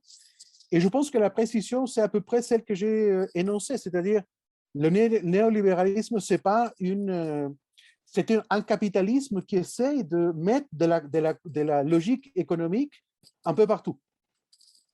Et c'est ça, et on peut s'élargir. Et bon, voilà, j'ai touché tous les points qui ont été énoncés. Ah non, sauf le système éducatif d'Emiliano. Et une seule chose là-dessus, parce que j'imagine qu'éventuellement, il peut y avoir des gens qui veulent parler.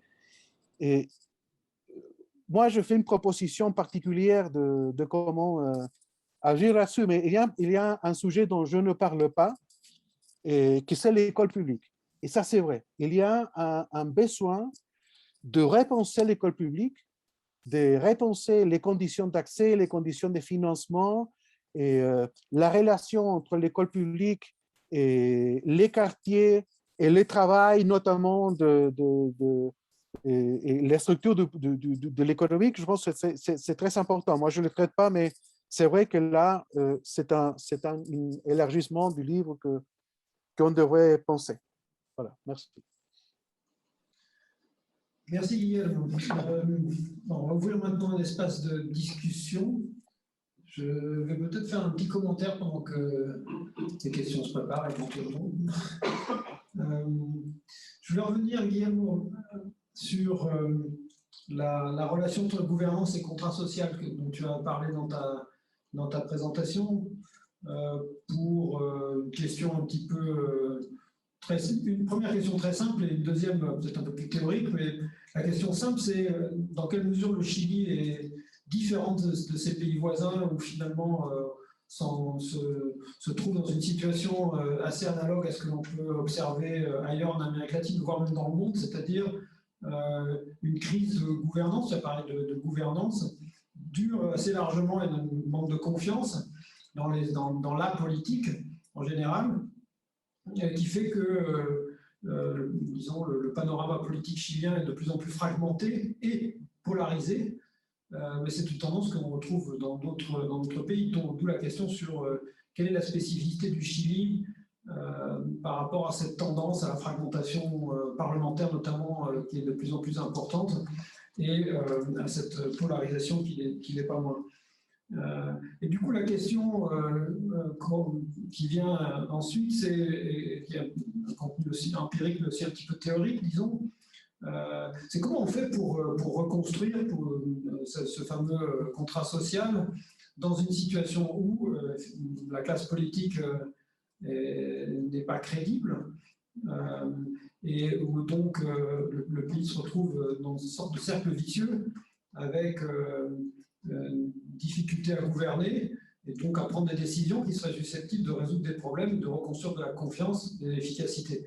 En ce moment, on est plutôt face à disons, une situation bloquée où effectivement c'est difficile de gouverner parce qu'il y a une fragmentation parlementaire, parce qu'il y a une opposition qui est virulente, qui empêche de gouverner, en quelque sorte. C'était déjà le cas sous Bachelet, ça l'est encore maintenant. Et en empêchant de gouverner, on empêche de prendre des décisions qui peuvent reconstruire du lien. Alors, est-ce que le processus constituant est susceptible disons, d'engager le pays dans une rupture par rapport à ce cercle vicieux de l'impossibilité de gouverner et du manque de confiance? On dit souvent que dans un processus constituant, ce qui est important, c'est justement le processus, et pas tellement le résultat final, c'est-à-dire la constitution en elle-même. Ce qui serait important, c'est plus le processus assez largement délibératif que constitue une assemblée constituante, et donc l'occasion qui est donnée aux Chiliens de débattre, comme ils avaient commencé à le faire sous Bachelet d'ailleurs, mais l'expérience n'a pas été à son terme, mais donner l'occasion aux Chiliens de débattre au sujet du type de société dont ils veulent, du rôle de l'État dans cette société dont ils ont besoin, et que donc ce qui serait vraiment important, c'est ça, c'est ce processus délibératif, et peu importe le résultat final. Est-ce que ce processus délibératif, en lui-même, il est susceptible de reconstruire du contrat social, du lien social, ou pas? Est-ce que ce n'est pas suffisant? Est-ce qu'il faudra attendre jusqu'à, Emiliano a dit presque 100 ans, on espère évidemment que ça soit plus rapide, mais est-ce qu'il faut attendre, disons, la rédaction du nouveau texte constitutionnel et sa mise en œuvre pour éventuellement imaginer des évolutions politiques qui seraient susceptibles de stabiliser un contrat social? Ou est-ce que tu vois aujourd'hui, et donc je fais aussi appel à ton témoignage, puisque tu nous as dit que tu étais assez proche des travaux de la Convention, est-ce qu'on a le sentiment, à observer les débats, est en train de se construire un consensus, un état de compromis, comme on disait à propos d'une autre époque au Chili, dans une littérature plus sociologique il y a une vingtaine d'années? Est-ce qu'on voit se construire du consensus, du compromis, du lien social dans les travaux de la Constituante aujourd'hui? Ou est-ce que non? Est-ce que c'est très politisé, très polarisé, sans beaucoup de préoccupation pour l'intérêt général? Et donc, est-ce qu'il faudra attendre beaucoup plus longtemps pour pouvoir se reconstruire la confiance? C'est un petit peu la question que je voulais te poser, à laquelle tu peux me répondre maintenant, ou si tu veux, je peux aussi regarder s'il y a d'autres questions complémentaires. Comment tu veux procéder? Alors, je pense que s'il y en a d'autres, on peut accumuler. Parlez dans le micro, sinon on enregistre mal. Et bonsoir, merci beaucoup pour votre intervention et aussi les commentaires qui étaient super intéressants. Ma question est assez ponctuelle. Je me demande si, au cours de vos recherches pour écrire le livre, vous avez trouvé, enfin je ne sais même pas si on peut le mesurer, mais le pourcentage du PIB chilien qui provient de la privatisation des droits sociaux, pour savoir si c'est un chiffre, je sais pas, qui va me parler et qui explique tout ce dont on a parlé. Merci. Peut-être vous pouvez vous présenter. Vous n'êtes pas nombreux. Et moi, je suis Patricia, je suis espagnole et je viens du campus latino-américain de Poitiers. Et maintenant, je suis en affaires européennes. Bonjour, alors moi je suis Marie-Caroline, je suis en première année de master de relations internationales à l'école de la recherche à Sciences Po, sur le campus de Paris. Donc je vous remercie pour votre intervention aussi. Vous parliez de droits sociaux, j'aurais aimé avoir votre lecture sur les différences de droits sociaux pour les femmes et le lien que vous faites avec leur mobilisation pour le processus constituant, si vous pouviez donner un éclairage sur ce sujet. Merci. Est-ce que vous pouvez répéter? Je n'ai pas très bien compris. Sur les différences de droits sociaux en ce qui concerne les femmes et leur impact, le lien que vous faites avec leur mobilisation en faveur du processus constituant. Autre question? Sinon, je vois virtuel, oui, David Recondo. Bonsoir à tous. Est-ce que vous m'entendez bien? Plus ou moins, oui. Je teste. Ma ligne a flanché tout à l'heure, alors j'ai eu quelques. Voilà, moi j'ai une question. Je remercie beaucoup les participants et Guillermo en particulier. C'était très très intéressant. Je m'intéresse en ce moment aux questions du contrôle constitutionnel et en particulier. J'aurais voulu en savoir un tout petit peu plus de ce que l'on peut voir déjà ou apercevoir dans les débats de l'Assemblée constituante. Est-ce qu'il y a une tendance, moi j'ai eu l'impression d'une tendance latino-américaine face à un peu en réponse au manque de légitimité des gouvernements, de la représentation politique, des congrès, des parlements, etc., de vouloir d'une certaine façon confier de grandes décisions aux magistrats. Et donc, on parle de judiciarisation, judicialisation de la politica. C'est un sujet qui est déjà ancien. Ça fait depuis les années 1990, si je ne m'abuse, avec peut-être des pics ou un pic de nouveau dernièrement, sous certaines latitudes. Je pense au Mexique en particulier. Est-ce qu'on peut voir, est-ce que ça serait un des éléments et de quelle façon vous pensez, Guillermo, que ça peut interagir avec cette question de confiance dans la classe politique, avec cette question de légitimation ou de relégitimation des représentants. Merci David. Je ne sais pas s'il y a Aïda ou Camille. Camille, j'ai dit qu'il était à Montréal, mais je me suis dit que ce n'est pas vrai. Elle est à Ottawa, enfin, c'est pas très loin. Camille, je ne sais pas si tu veux prendre la parole ou Aïda. Moi, j'aurais une question. Ouais. Je ne sais pas si vous m'entendez. Très bien. C'est bon. D'accord. Tout d'abord, merci à tous les participants pour leur intervention. C'était vraiment très intéressant. Et moi, en fait, j'aurais une question sur le processus de néolibéralisation au Chili et comment, en fait, le système en est venu à justement être à l'origine de ces soulèvements sociaux qu'on a vus en 2019 et comment, effectivement, vous avez parlé du paradoxe entre les différents gains qui étaient générés par ce même néolibéralisme, mais qui en même temps côtoyaient un essoufflement du système.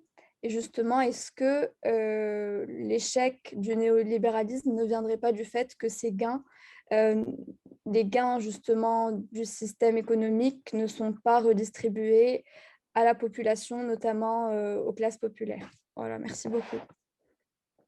Merci Aïda. On va peut-être en rester là pour les questions parce qu'il nous reste une dizaine de minutes. Donc Guillermo, à toi la parole.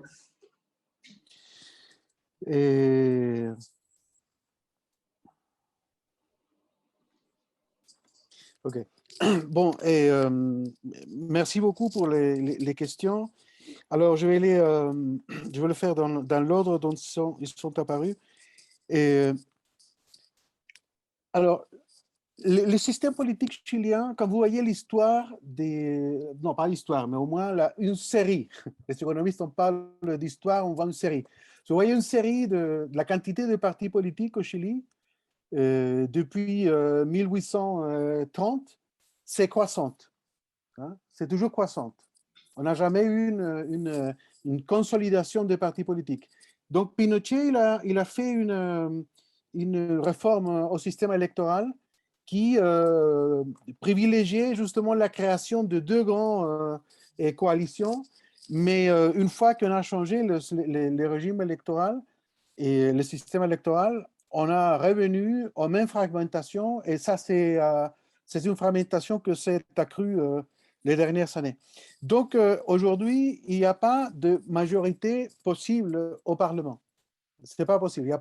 C'est très invraisemblable au moins. On ne parle pas d'impossibilité, au moins d'une vraisemblance très, très, très faible. Donc, les problèmes, il y a un vrai problème de gouvernance.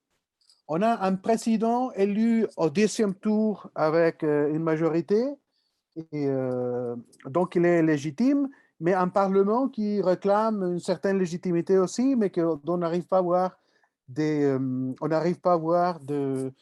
majorités à l'intérieur du Parlement. Donc, le gouvernement, il peut gouverner à force de décrets, mais cette gouvernance à force de décrets, c'est justement, ça d'une certaine façon accélère les critiques de concentration de pouvoir dans la main du président. Donc, on a un vrai problème de crise de gouvernance, que c'est important, c'est très clair dans ces gouvernements, et je crois que c'est presque sûr que n'importe qui gagne les élections d'ici 2 mois, on aura des élections d'ici 2 mois, je pense que la situation sera plus ou moins pareille. C'est vrai que sans Piñera, ça sera plus facile parce qu'il est très symbolique, mais quand même, il y aura des problèmes. Et dans ce sens, je pense que la Convention, il a une possibilité, un choix. Et Carlos a mentionné les problèmes de la constitution brésilienne. Le Brésil, c'est énorme. C'est un des pays qui a plus ou moins avancé dans une sorte d'illusion du pouvoir du président.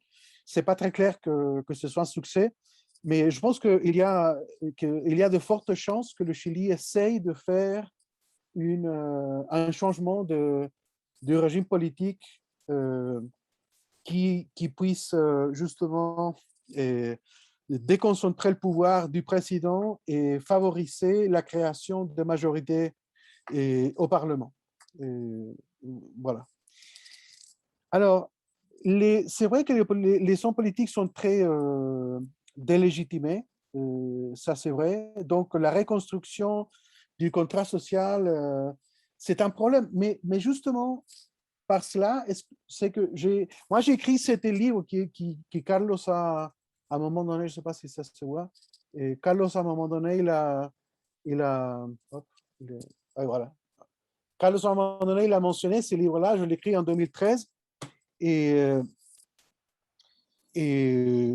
donc c'est vrai que il y a un problème dans la délégitimation du pouvoir politique. Dans ce livre, moi, j'étais plutôt contre l'idée d'une assemblée constituante. Mais aujourd'hui, une fois que la convention est élue, je vois quelque chose d'important dans le fait que la plupart des membres de la convention, ce sont des gens qui n'y viennent pas des partis politiques. Donc, ils ne souffrent pas du manque de crédibilité des partis politiques et des hommes et femmes politiques traditionnels. Donc, il y a c'est-à-dire les mesures qui cette convention puisse prendre seront d'une certaine façon neutres par rapport à cette manque de légitimité du reste du système politique. Alors, étant dit ça, je pense qu'il y a quand même un risque important parce que les partis politiques sont en train d'opérer sur la convention. Et en particulier, dans les deux, dans l'extrême gauche et l'extrême droite, ils font de différentes formes de déstabilisation de la convention. Et ça, c'est un risque. Ce n'est pas un risque majoritaire. Je pense qu'il y a 2/3 au moins de la convention qui sont raisonnablement travaillent dans l'intérêt général, comme disait Olivier. Mais il y a à gauche et à droite, et par différentes raisons, de forces déstabilisatrices qu'il faut contenir. Dans la gauche, il y a le Parti communiste et une partie du mouvement qui s'appelle la Lista del Pueblo, pour eux, les accords du novembre 2019 ne sont pas valides, ne sont pas légitimes, et donc ils mettent en cause tout le temps les règles internes de la Convention. Donc, ils s'essayent de déstabiliser de ce point de vue-là. Et du côté de la droite, parce qu'il y a une partie de la droite, pas toute la droite, mais une partie de la droite qui pense que la constitution de Pinochet était bien, était raisonnable, ils ne veulent pas vraiment de changement. Et donc, ils s'essayent d'une certaine forme de déstabilisation aussi par biais de créer des conflits, que pour cela, et la confiance de la population dans la Convention s'affaiblisse. Et en fait, dans le fait, il s'est affaibli déjà. Donc, il a commencé avec un taux de confiance assez élevé, il a décru les derniers mois. Alors, Patricia, non, le poids du PIB, on pourrait le calculer facilement, mais non, je ne vais pas ici sur tête qu'est-ce que c'est, parce que quand vous parlez, par exemple, du système de santé, et on peut avoir facilement le pourcentage du PIB qui va à la santé, mais le 80% des gens et à peu près la moitié de ressources sont publiques et privées. Donc, il faudrait faire parce que le côté public, c'est pas privatisé, hein, c'est vraiment public. Ah, mais il y a une chose qui par rapport à quelque chose qu'a dit Carlos aussi, que c'est une critique juste, et je pense que je le fais dans les contextes de l'éducation, justement, qui parlait Emiliano, et ça concerne justement la relation entre le public et les privés. La relation entre le public et les privés, on pense à cette relation de façon très grossière, très large. Et je pense qu'il faut vraiment aller dans les détails. Et dans les cas d'éducation qui sont traités dans les livres, ce qui est important, je trouve, c'est les contacts avec les citoyens et les citoyens en général. Et donc, les points neuralgiques des relations où vraiment il faut s'épancher toute l'attention, c'est la relation entre le fournisseur et les citoyens. C'est cette relation-là que doit être dans le cas des droits sociaux et, si vous voulez, dans la logique marchande, doit être contestée. Dans le reste, on peut avoir des relations marchandes entre un fournisseur, je ne sais pas, d'un hôpital et l'hôpital. On peut facilement avoir des relations marchandes traditionnelles. Mais entre l'hôpital et le malade, alors là, il y a une différence. Donc, pour répondre à ces questions de Carlos, que c'est important. Donc, les relations entre le public et les privés, je pense qu'il faut le séparer. Ce qui nous intéresse, c'est protéger les citoyens. Mais le reste de relations peuvent facilement être plus marchandes ou moins marchandes, c'est différent. Alors, Marie, les problèmes de femmes, je pense que c'est très important. Les femmes ont été des actrices de premier rang dans tout ce qui s'est passé au Chili. Et alors, le Chili, il a un retard par rapport à l'Argentine, à l'Uruguay et bien sûr aux pays européens en termes d'inclusion de femmes dans les marchés du travail formel payé, quoi. Et on a un retard, on s'était récupéré relativement, mais il y a un problème au Chili que c'est plutôt donc, je pense, très structurel, culturel, de l'inclusion des femmes. Mais il y a d'autres choses que c'est important, et que c'est les problèmes de violence. Et dont on ne sait pas trop parce que justement les problèmes de violence ne sont pas toujours publics. Mais je pense que la force du mouvement féministe au Chili, je pense que c'est un sort de thermomètre et pour montrer justement qu'il y a des violences intrafamiliales, des violences dans des milieux publics et, dont souffrent les femmes chiliennes qui éventuellement expliquent pourquoi elles ont été si importantes. Je ne sais pas si je donne une bonne réponse, Marie, mais voilà. Alors, David, et les contrôles constitutionnels, les tribunaux constitutionnels est très délégitimé au Chili. Est très délégitimé parce qu'il a été utilisé, surtout par la droite, mais aussi par la gauche, pour résoudre les problèmes politiques que la politique ne pouvait pas résoudre en soi-même. Donc, on essayait d'avoir une certaine majorité au tribunal constitutionnel pour résoudre les problèmes. Donc, les problèmes de contrôle constitutionnel, ça va, je crois, certainement changé. Et donc, il y a si je comprends bien la question, David, il y a une chance d'avoir un système, d'avancer vers un système plus proche du système américain, où la Cour suprême prenne une certaine responsabilité d'interprétation. Mais aussi probablement, ce ne sera pas un système de contrôle de constitutionnalité préventif, mais plutôt palliatif. Je ne sais pas si ça, ce sont les mots qu'on utilise en français, mais pas ex ante, mais plutôt ex post. Et donc, il y aura des contrôles de constitutionnalité ex ante à l'intérieur du système politique en soi-même. Je crois que ça, c'est vers où on peut éventuellement aller. Et finalement, la question d'Aïda sur la néolibéralisation, je pense que les plus grands problèmes, et c'est ça où on peut parler de l'importance des croyances et donc des institutions informelles. C'est l'incapacité, surtout de la droite chilienne, qui a eu presque pendant toutes ces années la capacité de faire approuver ou non certaines réformes, l'incapacité d'accepter que certains aspects de la vie peuvent fonctionner avec des logiques différentes de la logique marchande, c'est-à-dire d'une logique non néolibérale.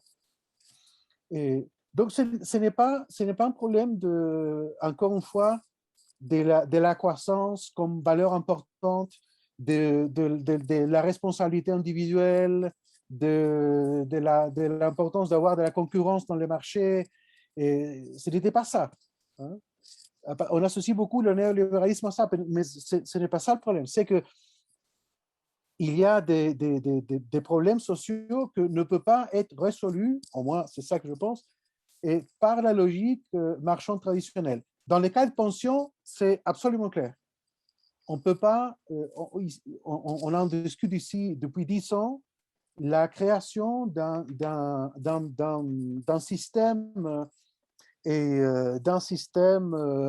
plutôt à la suédoise, des comptes nationaux avec une certaine forme de répartition et à côté un certain montant de contributions. Mais la droite a été incapable d'assumer qu'on peut penser à une façon d'organiser les choses différentes dont elle croit que c'est l'optimum. Voilà. Donc, dans ce sens, oui, il y a la néolibéralisation est à l'origine des problèmes. Dans ce sens-là, oui. Merci, Guillaume. On pourrait discuter avec toi toute la soirée, mais malheureusement, il va falloir qu'on en reste là. Donc, je te remercie beaucoup pour ton intervention et tes réponses. Merci à Emiliano Grossman, à Carlos Negral et à l'ensemble des gens qui sont ici ou qui sont sur Zoom. Merci beaucoup. Merci beaucoup aussi. Merci beaucoup à tous. Hein. Merci Ciao. beaucoup, Emiliano. Ciao, merci Guillermo. Olivier, merci Gracias Guillermo, a todos. Emiliano et tous. Encantado. À la prochaine. À la prochaine. À la prochaine. Merci.